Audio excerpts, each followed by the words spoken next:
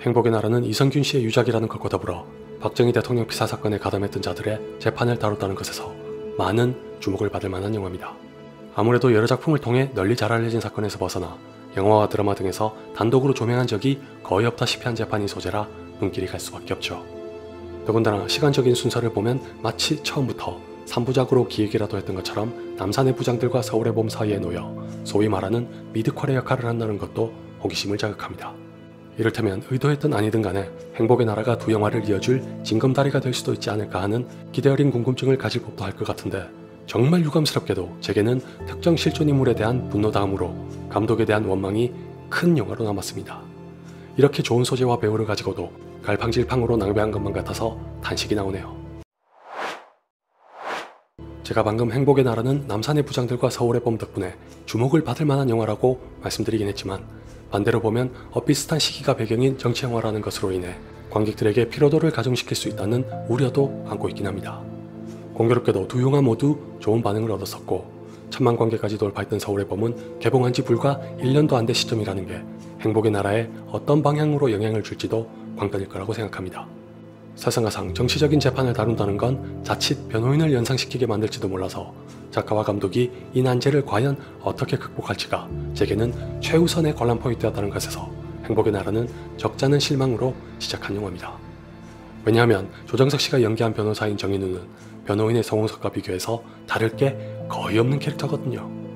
정인우는 재판에서 승소하기 위해서라면 의뢰인에게 거짓말을 시키는 것도 마다하지 않는 변호사입니다. 그에게 재판은 옳고 그름이 아니라 이기느냐 지느냐를 가리는 것이라고 서슴없이 말할 정도니 오죽할까요? 바로 이 점 때문에 정인우에게 한 무리의 변호사들이 찾아와 대통령 피살 사건의 재판을 의뢰합니다. 신군부를 상대로 싸워야 하는 재판이니 개싸움에 능통한 정인우가 저격이라는 판단에 따른 것이었는데, 정작 그는 정치에 별 관심이 없고 돈도 안 되는 짓이라 단박에 거절합니다. 이 직후에 무슨 일이 벌어질지에 대해서는 더 말씀 안 드려도 다들 충분히 예상하실 겁니다. 개인적으로는 딱 저 부분에서 이해는 하면서도 실망을 감출 수 없었습니다. 뭔가 이목을 잡아둘 만한 새로운 시도 없이 너무 구태의연해 보이기만 해서 첫인상이 좋지 않았기 때문이죠.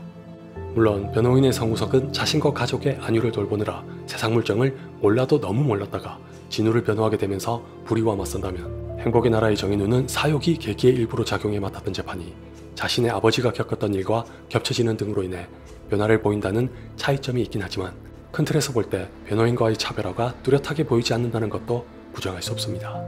그렇다면 저는 지금 단지 변호인과의 유사성만으로 비판적인 시각을 갖는 걸까요? 차라리 그랬었다면 좋았을 텐데 더 큰 문제는 따로 있습니다. 무엇보다도 변호인은 캐릭터의 서사에 상당한 공을 들여 관객의 몰입을 차근차근 이끌어낸 데 이어 극적인 파장을 일으켜 강렬한 인상을 남겼던 반면, 행복의 나라는 감독의 욕심이 화를 부른 건지 영화 전체가 수박 겉핥기의 집합으로 보일 만큼 조각조각 찢어져 산만하기 짝이 없습니다. 실존했던 인물을 바탕으로 이성균 씨가 연기한 박태주가 대표적인 예입니다. 일각에서는 이성균 씨도 주연이라고 하는 것 같지만 제 눈에는 전혀 그렇지 않았습니다. 얌전하게 표현해도 주연급 조연이지 명백한 주연이라고 말하기엔 비중이나 분량이 많지 않습니다.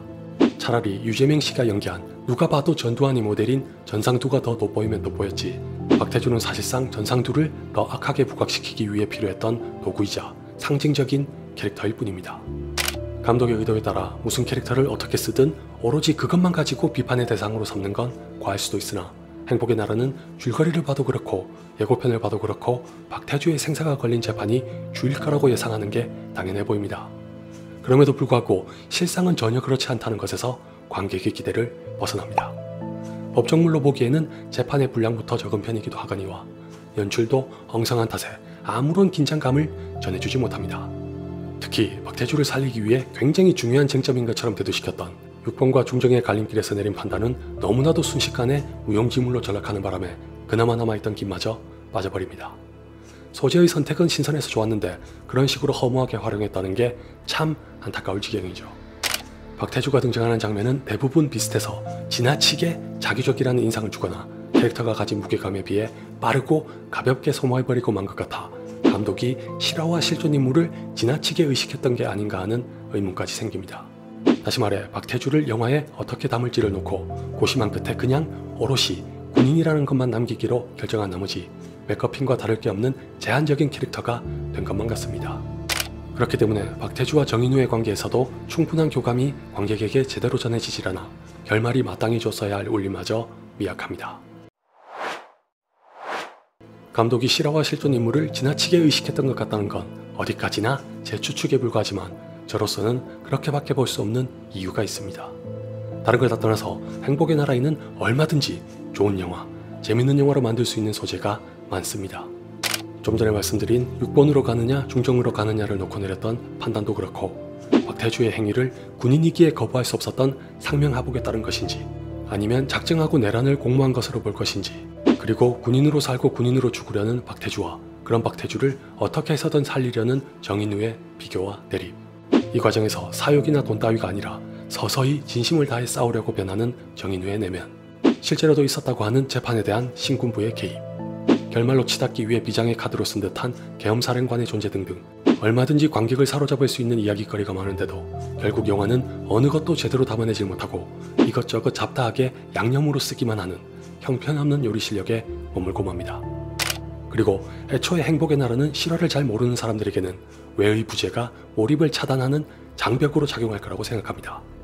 이 영화의 발단은 분명 박태주의 재판이고 그를 살리려는 쪽과 죽이려는 쪽으로 나뉘는 구도가 지배하지만 가장 중요한 왜는 아주 짧은 몇 마디 대사로 전달하는 게 고작입니다. 역사의 정통한 관객만 보는 게 아닐진데 가뜩이나 짧게 치고 빠지는 사건이 쉬지 않고 발생하는 와중에 왜 그런 일들이 벌어지고 있는 건지 받아들이지 못하는 영화라면 재밌을 리가 만무하겠죠. 그렇다고 또 정인우라는 캐릭터가 관객의 심리를 대변해주거나 공감을 진하게 이끌어내지도 못합니다. 왜냐하면 앞에서 말씀드렸다시피 수박 겉핥기의 집합인 영화라 정인우의 서사도 온전히 살아나질 못하거든요.